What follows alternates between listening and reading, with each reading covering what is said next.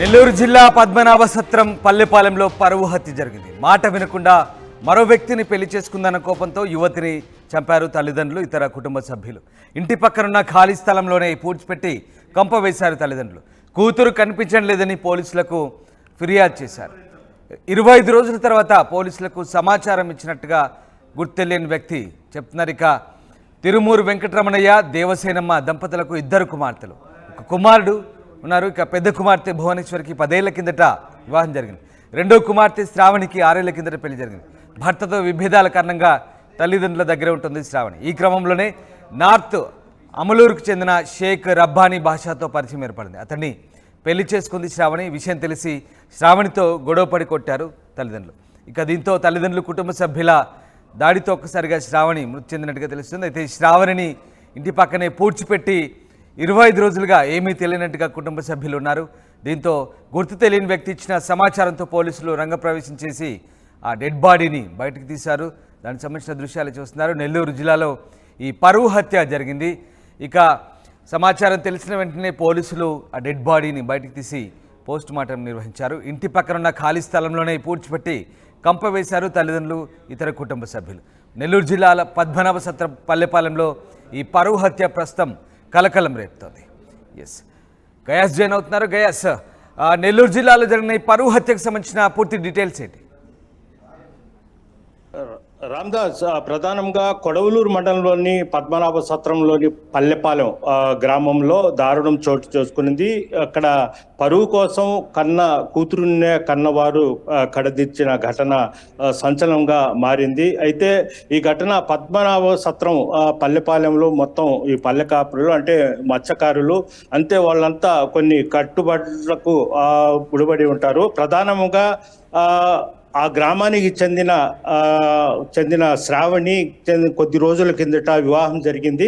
అయితే వివాహం జరిగిన తర్వాత వాళ్ళు కుటుంబ కలహాల కారణంగా ఆమె భర్తకు విడాకులు తీసి మళ్ళీ తల్లిదండ్రుల వద్దకు చేరడం జరిగింది. తల్లిదండ్రులు ఆమెకు ఒక చిన్న కూరగాయల వ్యాపారం పెట్టి ఇచ్చారు. దీంతో ఆమె జీవనం సాగిస్తున్నారు.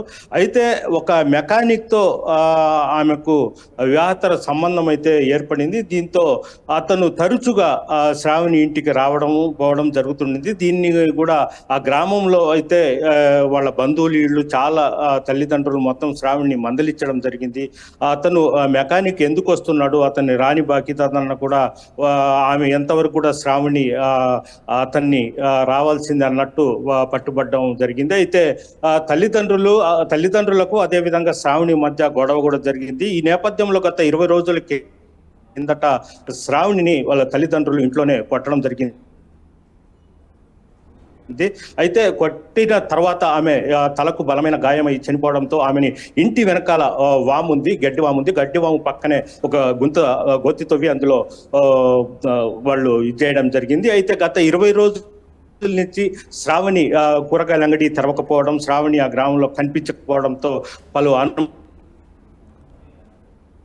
అనుమానాలు అయితే ఇచ్చేసింది. అయితే వీళ్ళ బంధువులు శ్రావణి ఎక్కడ పోయింది ఏందని చెప్తుంటే ఆమె వేరే ఊరికి పోయింది, వాళ్ళ వేరే బంధువుల ఇంటికి పోయిందని కూడా చెప్తున్నారు.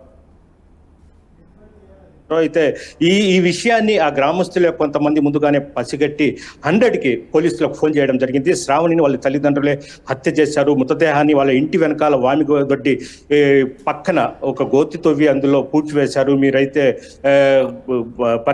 విచారించండి దీని మీద అన్న వెంటనే పోలీసులు రంగంలోకి దిగి వాళ్ళ తల్లిదండ్రులను విచారించడంతో అసలు విషయం బయట.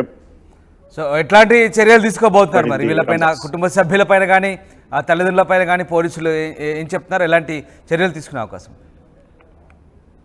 అయితే రామ్దాస్, వాళ్ళు ఏంటంటే పోలీసులు తీసుకుని పోయి తల్లిదండ్రులకు మందలిచ్చిన వెంటనే వాళ్ళు జరిగిన విషయాన్ని మొత్తము చెప్పడం జరిగింది. అయితే కేవలము తమ మాట వినకుండా ఇది చేస్తుంది, మేము ఊర్లో తలెత్తుకొని తిరగాలి కదా. దానికోసమే మేము ఒక దెబ్బ కొట్టిన వెంటనే తలకు బలమైన గాయమై చనిపోయింది.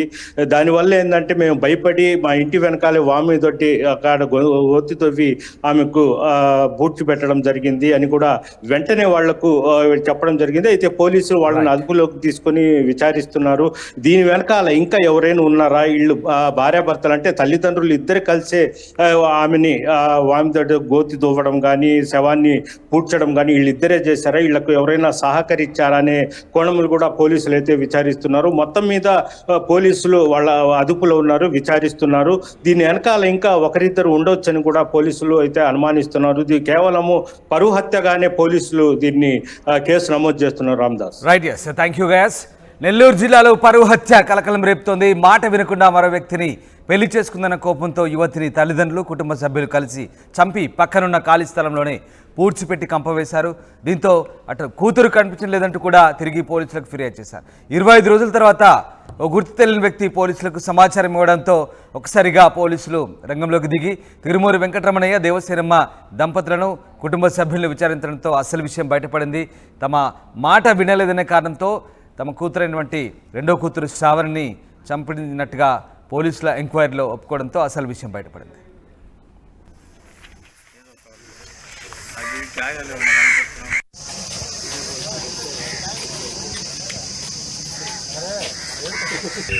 పల్లిపాలెం గ్రామంలో తిరుమూరి శ్రావణి అనేటువంటి ఒక వివాహిత గత 20-25 డేస్ నుండి కూడా అదృశ్యం అయిపోయింది, కనబడట్లేదు. వాళ్ళ ఇంట్లో పేరెంట్స్ గాను అమ్మాయికి మధ్య పెళ్లి విషయంలో కొంచెం గొడవలు జరుగుతూ ఉన్నాయి. కానీ అమ్మాయి ఏం కనబడట్లేదు, ఈ ఇంట్లో వాళ్ళు ఏమైనా చేస్తుంటారనేటువంటి చిన్న అనుమానం మీద ఒక మిస్సింగ్ కేసు నమోదు చేసి దర్యాప్తు కొనసాగించగా ఈ రోజున ఆ అమ్మాయి యొక్క పేరెంట్సే వాళ్ళ మాట వినట్లేదన్న ఉద్దేశంతో ఆ అమ్మాయిని హత్య చేసి వాళ్ళ ఇంటి దగ్గరలో ఉన్నటువంటి గడ్డివాం దగ్గర అమ్మాయిని పూడ్చిపెట్టినట్టుగా మా ఇన్వెస్టిగేషన్లో బయటకు వచ్చింది.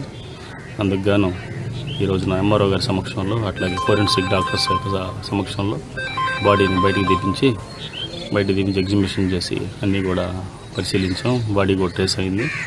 అట్లాగే హత్య ఎవరెవరు చేశారు, ఆ హత్యకి ఎవరెవరు సహకరించారు అనేటువంటి కోణంలో కూడా మేము దర్యాప్తు కొనసాగించి కేసుని ముందుకు తీసుకెళ్తాం.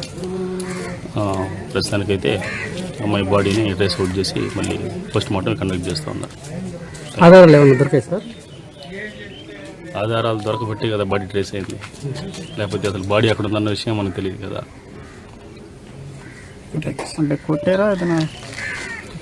అది దర్యాప్తు కొనసాగుతూ ఉంది. ఏ విధంగా హత్య చేశారనేటువంటిది తదుపరి.